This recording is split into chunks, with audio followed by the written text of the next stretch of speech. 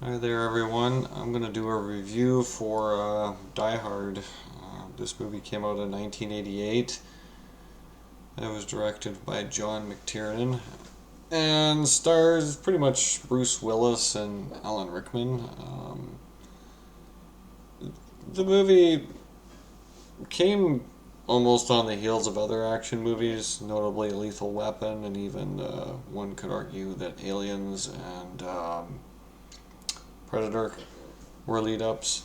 But nonetheless, this movie does work very well on its own. It's a good film, decent enough. The whole plot centers around it's Christmas time and there's a Christmas celebration in the in a new building. There, basically, building's just been finished more or less. I don't. I don't know. Bruce Willis had an acting career before this, but I think this is what kind of set the tone for him for the rest of his career. I don't think anything else really brought it up to him. I mean, it's been it's now kind of amusing how this movie kind of set its own standards. And of course, John McClane, Bruce Willis plays John McClane. Alan Rickman plays Hans Gruber, and also Bruce Willis's wife, John McClane's wife, is in here. Bonnie Bedelia, playing Holly McClane. This movie is kind of amusing. A movie. It's about more or less the bad guys have come to steal bonds, bearer bonds, more or less. And of course, that's the kind of like the joke of the movie is that they're coming here to heist. It's a heist film. I think almost all the Die Hard movies are basically heist movies. But this movie here, it runs the gamut of being your typical. They gotta shut down security and more or less get the FBI to do something stupid so they can get a hold of their money. Um, More or less, they're trying to steal quite a few bearer bonds. That stuff, more or less, the whole point the whole joke of the movie is that it's kind of like it's more or less a comedy movie almost. I think it's a action comedy movie. It's sort of made in the same vein as Lethal Weapon, where there's a lot of one-liners and a lot of good uh, silly dialogue spoken. I don't think anybody. I don't think there's too many people that particularly despise this film. It's kind of interesting in its own way, but it's been referred to as a Christmas movie before because, of course, it took place Christmas Eve, so they define it as a Christmas movie. Although, yeah, I tend to run it as a Christmas movie. It's the only one of the few movies I can watch anymore for Christmas because this one contains more interest than some of the other Christmas movies. I mean, there's a lot of Christmas movies that have been made that are get pretty dry after a while. It's the same story, whereas Die Hard has got something else going on in it.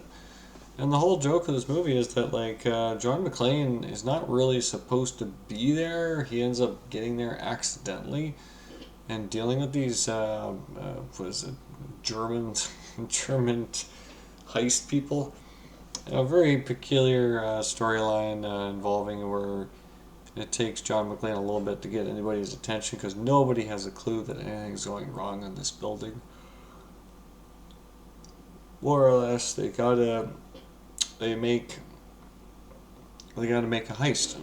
They gotta get things out, and I don't think the cops were particularly oblivious to anything going wrong until John McClane makes one piece of evidence obvious. It was the music scene. I think I think what everybody mostly likes about this is that it's just a pure fun action movie. And of course, Bruce Willis utters the infamous line, "Yippee-ki-yay!"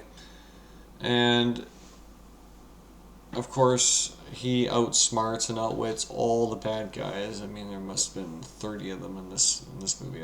I never count. I never keep track of how many people. I think he even makes a pun on that joke, or joke on that reference, saying, he says, "You must be running out of bad guys by now." Um, and that's more or less the joke, is that the bad guys come in to more or less hold hostage people so that they can attract the attention of the FBI.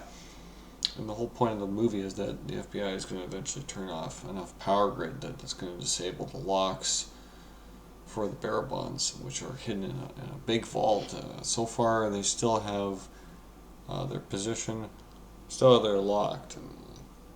And more or less, Hans Gruber is running a group, and they're more or less trying to get hold of these things. The bearer bonds are basically like banknotes, nothing terribly special about them, and the fact that their value is kind of like holding. Um, but yeah, the thing is, the bad guys, of course, hold up a whole group of Christmas partiers. So of course, John McClane's wife is amongst the partiers, and they have all these people that bad guys have to deal with, the terrorists have to deal with.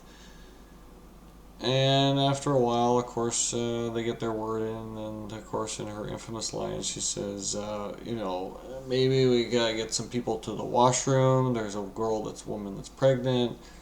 I think this is an unusual movie for that, is that it contains a rather awkward, kind of an unusual situation for a group of terrorists trying to get money, is that he's willing to go, he isn't being particularly nasty with his goals.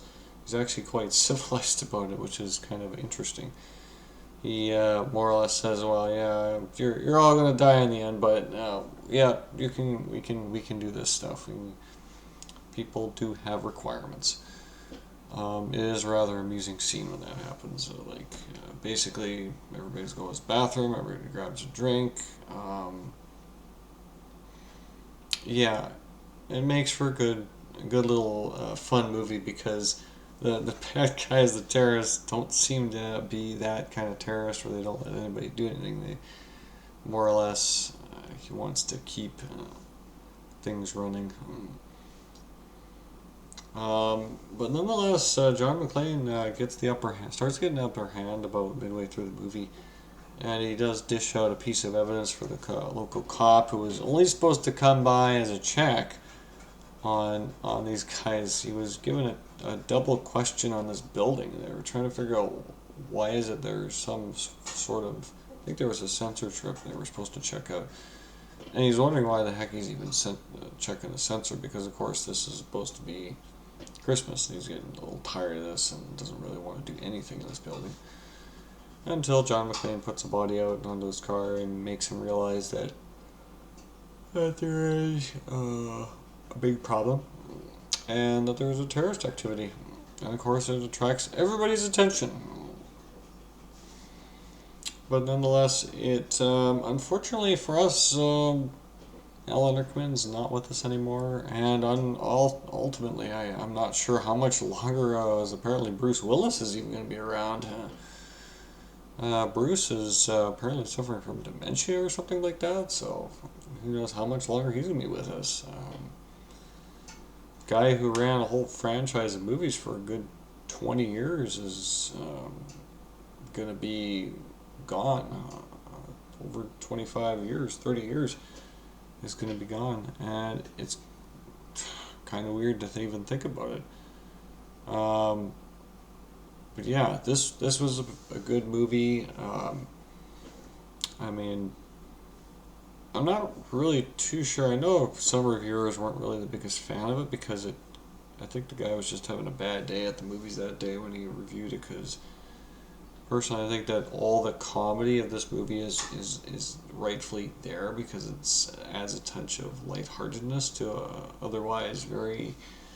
I mean, it doesn't take itself too seriously. That's the difference between films like this and Lethal Weapon, is that they don't take themselves overly seriously. They know their joke. They know that the criminals are not that are not that serious.